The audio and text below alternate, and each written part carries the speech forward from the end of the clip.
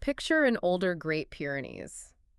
You probably have an image in mind of them just lying near a doorway. Yeah, probably the exact same spot they've chosen for the last 8 years. Right, exactly. And the coat might be a little softer now, maybe a bit thinner around the elbows. But if you look at their eyes, they're exactly the same. Absolutely. They're calm, they're watchful, and they are missing absolutely nothing. Yeah, when a sound comes from outside, the head lifts up just like it always has.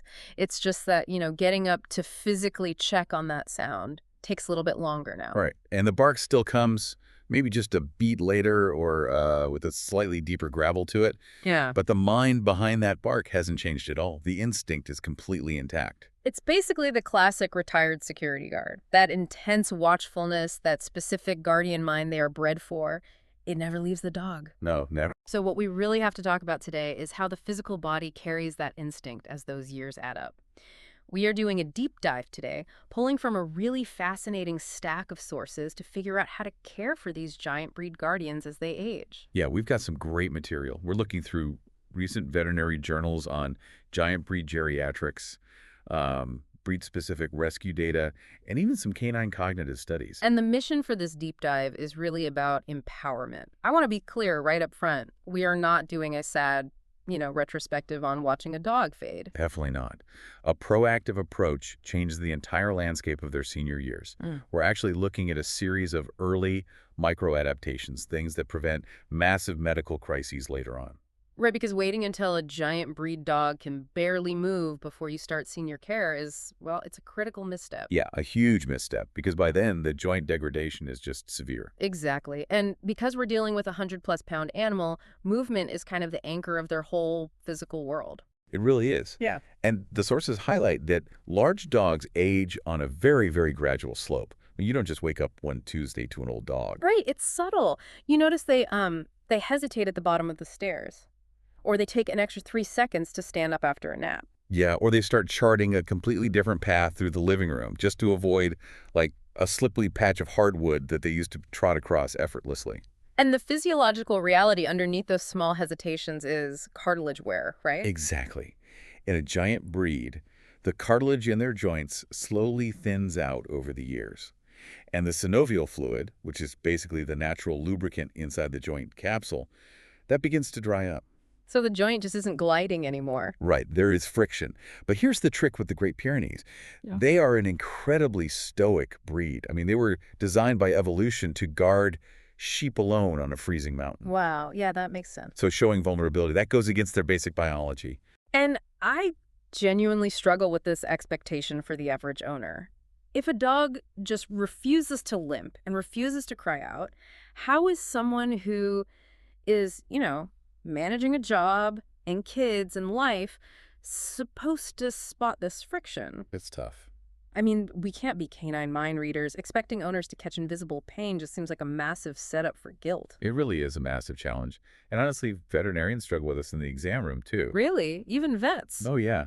A stoic dog on an exam table will often mask their pain completely because, their adrenaline is up. So you don't have to read their mind, but you do have to track their daily routines. Okay, so what does pain actually look like then? Well, pain in a stoic breed often manifests as irritability or maybe a sudden lack of tolerance for being brushed. Oh, interesting. Yeah, they might start panting heavily while just lying on the floor because panting is actually a stress response. Mm-hmm. Or you might notice they stop sleeping on their side and they only sleep in a sphinx position because rolling over hurts. Okay, so if you notice those subtle shifts and you think, my dog is hurting, the immediate reflex for a lot of people is often to just reach into the medicine cabinet.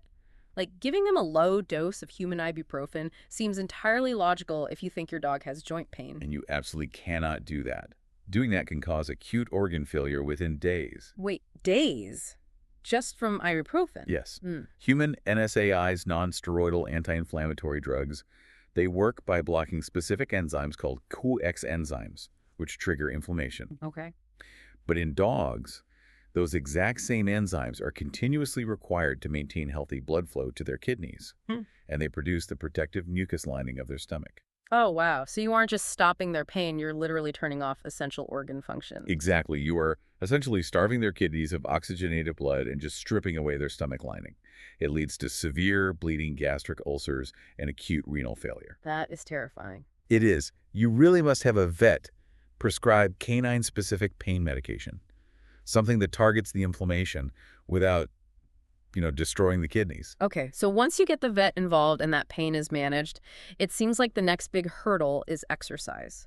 If you see your dog slowing down, the natural human instinct, especially for an owner who loves their dog, is to sort of wrap them in bubble wrap. Yes, the bubble wrap effect, You think, oh, you're stiff, just lie down, don't move, let me bring everything to you. which is actually the worst thing you can do. Yes. Inactivity is the absolute fastest way to accelerate the aging process. Really? Yeah, when a dog stops moving, this process called sarcopenia kicks in. That's basically age-related muscle loss. And muscles, they act as shock absorbers for the joints. Oh, I see. So if the muscle wastes away from inactivity, the failing joint takes the full impact of every single step. Plus, the synovial fluid we mentioned earlier, that's stimulated by movement. So movement actually creates the lubrication. Exactly. The saying in physical therapy is, motion is lotion. I love that. It's like the vintage car reality. How do you mean? Well, if you own a classic heavy vintage car, you aren't taking it to the drag strip to see how fast it can go, right? Right, definitely not. But if you just leave it sitting in the garage for 8 months, the engine seizes up, the fluids settle, the tires rot. You have to drive it gently around the block just to keep the machinery functioning. That is a perfect analogy. So for an aging Pyrenees, movement becomes maintenance, not performance. Exactly. You just adapt the routine. You stop doing that one long, grueling, hour-long hike. Instead, you switch to, say, 3 15-minute walks during the cooler parts of the day. Right. You let them dictate the pace, and you really prioritize sniffing. Sniffing over walking. Yeah, for a dog, processing the complex odors in the environment is intense mental exercise. It actually tires them out and keeps them engaged, but without loading extra stress onto their physical frame. That makes a lot of sense. And, as their activity level shifts like that, tracking their body condition becomes incredibly deceptive because of the coat. Oh, absolutely. I mean, a Great Pyrenees in full coat is essentially a massive optical illusion. They just look like a fluffy white cloud. They really do. So they could be quietly gaining 10 pounds of fat because they're moving less, or they could be losing 10 pounds of crucial muscle mass, and from across the living room, they look identical. Yeah, relying on your eyes with a double-coated breed is a huge mistake. You have to use the knuckle test to check their weight manually. The knuckle test. Can you walk us through that? Sure. So, if you make a fist with your hand and run your other hand across the hard, bumpy top of your knuckles, Okay, doing that now. if your dog's ribs feel like that through the coat, they're severely underweight and actively losing muscle. Oh, wow. So you're basically using your own hand as a tactile reference scale. Yes. Now, if you open your hand flat and feel the back of your hand, you can feel that the bones are there, but there is a smooth, protective layer of tissue over them. Right, it feels padded. Exactly. That is the ideal weight for a dog. Now, if you flip your hand over and feel the soft, fleshy palm of your hand, where you can't easily feel any bones, your dog is carrying too much weight. And for a giant breed, I imagine extra weight is catastrophic. It is. Every extra pound exponentially increases the mechanical stress on their aging hips and stifles, and it severely drops their ability to tolerate heat. Okay, so if you are doing that knuckle test and realize your dog is losing weight, your first thought is usually, oh, their metabolism is changing. But the sources point out a much more localized culprit that often goes completely ignored. Yes, the mouth. The mouth. Dental disease is practically a silent epidemic in senior dogs. A drop in appetite or sudden pickiness about food is rarely just stubbornness. Really? People always say, oh, he's just being fussy in his old age. Right, but it actually often traces directly back to hidden oral pain. As plaque builds up and turns into hard tartar, it pushes the gum line back, which exposes the sensitive roots of the teeth. Yikes. And I see this brushed off all the time as almost like a sitcom joke, right? The classic old dog breath. We treat terrible breath as just a funny, unfortunate reality of living with an older animal. And that's a huge problem. Because the smell isn't just a nuisance, it is actually off-gassing from active bacterial decay. Oh, that is so gross. It is. Periodontal disease means bacteria is just pooled in the gums. So every time the dog chews, that bacteria is pushed directly into the bloodstream. Wait, really? Just from chewing? Yes. The dog's immune system has to fight this chronic, low-grade infection constantly. And worse, those bacteria can settle on the heart valves or filter into the kidneys, causing massive systemic damage. That is wild. And I guess that reframes grooming completely too. You aren't just brushing hair to make them look pretty. You are physically inspecting the body. Exactly. But you also have to realize that a 2-hour grooming session for a giant dog with stiff joints is a major physical ordeal. Oh, for sure. Standing that long must be exhausting. It is. The endurance required to stand for grooming just vanishes. So you have to pivot to shorter, maybe 10-minute sessions spread throughout the week. And we really need to talk about mats, right? Because they get more dangerous as the dog ages. Very dangerous. As a dog ages, they lose collagen, and their subcutaneous fat layer thins out. Their skin becomes highly fragile, almost like tissue paper. Wow, like tissue paper. So a heavy mat of fur isn't just looking messy. No, with every single step the dog takes, that tightly woven mat pulls directly on that thinning skin. It causes constant micro tears and just immense discomfort. And they can't even reach back to fix it themselves. Right, because their spine and hips are stiff. They can't turn around to groom their own hindquarters or, clean their belly. The owner basically has to take over the maintenance of the tail, the armpits, the paws. And we really should acknowledge the reality of what this demands from the owner. I mean, you are lifting, rolling, and maneuvering a 100-plus-pound dog to check for hot spots or pressure sores. The physical toll on the human caregiver is really significant. It is. Caregiver fatigue is incredibly real, which is why preparing your ornament helps reduce that strain. Right, because we've covered adapting their physical body care, but the home environment itself can quickly become an obstacle course as their senses begin to dim. Absolutely. And the sources outline how easily sensory loss is misinterpreted by owners. Yeah, like a dog losing its hearing might startle when you walk up behind it. Or a dog losing its vision hesitates in the hallway. Or, suddenly barks at a guest they've known for years. And owners frequently view this as behavioral regression. They assume the dog is suddenly acting stubborn or aggressive or fearful. But it's not a behavior issue at all. No, the dog isn't having a personality transplant. They simply didn't hear the guest approach, or the dim lighting in the hallway made a familiar person look like a threatening shadow. And this overlapping of symptoms gets deeply complex when we look at cognitive changes, right? Very complex. Because if an older dog starts pacing all night, getting stuck behind the sofa, or seeming lost in their own backyard, the immediate assumption is canine dementia. Right. But you cannot assume cognitive decline without a full blood panel, because metabolic issues mimic dementia perfectly. Wait, really? How does that work? Well, let's say an aging liver loses its efficiency. It stops filtering out toxins, like ammonia, from the bloodstream. Okay. That unfiltered blood circulates, crosses the blood-brain barrier, and alters the brain chemistry. So the dog acts confused, paces, stares at walls. It looks exactly like dementia. Exactly. Yeah. But the root cause is actually a failing organ in their abdomen. So treating them for cognitive decline when their liver is actually failing means you are completely missing the target. You're treating the wrong disease entirely. Yeah, but if it is cognitive decline, what is physically happening in the brain? Right, so canine cognitive dysfunction involves the buildup of amyloid plaques in the brain, which is very similar to Alzheimer's in humans. Wow, okay. Think of their established neural pathways, like a familiar, well-cleared hiking trail. As they age and plaques build up, that trail becomes overgrown with heavy brush. The destination is the same, the dog's desire to get there is exactly the same, but the brain really struggles to navigate the path. Which heavily impacts their barking, right? I mean, that's their primary tool as a guardian. Yes, definitely. The sources mention some Pyrenees bark less because their energy drops or their hearing fades, so they just don't catch the trigger sounds. But counterintuitively, some older Pyrenees actually bark much more. Yeah, the increase in barking usually happens when the world feels unpredictable. If their vision is blurry and their cognitive map of the house is getting fuzzy, they bark out of confusion or anxiety. So the barking is essentially data. Yes, it is an attempt to communicate or to self-soothe. Punishing a senior dog for barking when they are experiencing sensory loss is deeply unfair. You really have to investigate the root cause of their anxiety. And navigating all of this requires almost a complete environmental overhaul. You essentially have to senior-proof the house with the same intense scrutiny you used to puppy-proof it a decade ago. Hardwood floors being the biggest hazard for sure. Because of the slipping. Yes. When a 120-pound dog slips on smooth wood, the biomechanical force placed on their stifle, which is their knee joint, is just immense.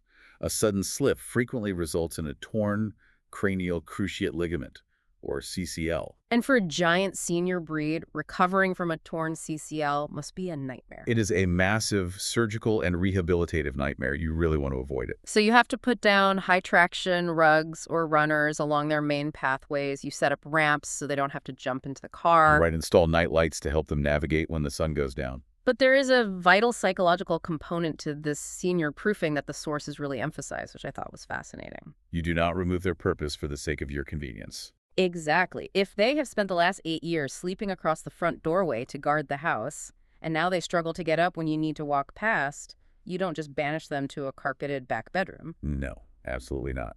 You bring the traction rugs and the orthopedic bed directly to them right there in the entryway so they can maintain their watch post. Preserving their identity is just as important as preserving their joints. It is. They still possess that guardian mind. They want to be present. They want companionship and a line of sight to the family, just without the demand for high-energy interaction. Yeah, that makes a lot of sense. And managing this final stage brings us to probably the most difficult part of the deep dive, handling the medical reality and knowing when to make the hardest decisions. Because veterinary care shifts from, an annual chore to an ongoing, frequent dialogue. Has to be an objective dialogue, though. What do you mean by objective? Well, when you are caregiving for a giant breed, the physical and emotional fatigue is heavy. If you rely purely on your memory to assess how your dog is doing, your stress will cloud the reality. Oh, I see. Like every bad day will feel like the end of the world. Exactly. And every good day will make you question if they're actually sick at all. That is so true. So tracking concrete data removes that cognitive load. Yes, the sources recommend using dedicated notebooks or even digital tools like the VitalPet app to record the daily metrics. You log their weight, their sleep quality, exactly when they took their medication, and whether the day was a net positive or negative. Because having that empirical data allows you to sit with your vet and say, hey, we had 20 good days this month and 10 bad days, but the bad days are clustering closer together. Right. It utilizes quality of life scales, like the HHH-H-M scale, which stands for hurt, hunger, hydration, hygiene, happiness, mobility, and bot and bays, but more good days than bad. Measuring those elements really removes the crushing guilt from the owner's shoulders, doesn't it? It allows you to make medical decisions based on facts rather than just fear. It really does. And those quality of life discussions must happen before you are standing in a sterile emergency vet clinic at 3 in the morning during a crisis. Yeah, discussing palliative care or end-of-life boundaries early isn't a betrayal of the dog. I think it is the ultimate responsible act. It ensures you prioritize their dignity over your own desire to hold on just a little bit longer. I mean, we don't have a magic wand to reverse aging. No, Our goal is to make their environment and their body comfortable enough that their unique personality can still shine through. and that's a perfect summary. Age changes what this giant guardian requires to get through the day, but it fundamentally does not change who they are. Not at all. Recognizing the subtle shifts in their stoic nature, adapting their exercise to protect those joints, utilizing that knuckle test under the thick coat, and fundamentally modifying the physical layout of your home, this is how loyalty is returned. You are reflecting back the steady, unwavering vigilance this dog gave to you for its entire life. You are basically stepping into the role they modeled for you. Yeah. Which brings up a thought I want you, the listener, to carry with you after this deep dive ends. Because these dogs spend their prime years studying our habits. They really do. They map our routines, they pace the fence lines, and they dedicate their massive physical strength to keeping our world safe. Always watching. But when the timeline shifts and the human suddenly has to become the hypervigilant guardian for the aging protector, it requires immense patience and observation. So the question is, does that intense act of caregiving change us? That's a great question. Does learning to slow down, to anticipate unseen needs, and to gently support an aging animal actually rewire us? Does it teach us something profound about how we should treat the aging, vulnerable members of our own human families? I really think it does. The patience required to care for them often translates into a deeper empathy for everything else in life. It's a powerful thought to leave on. Thank you for joining us for this deep dive. We really hope you walk away with a sharper eye, a clearer understanding of the science, and a renewed sense of purpose in supporting the aging guardians in your own home. Take care, everyone.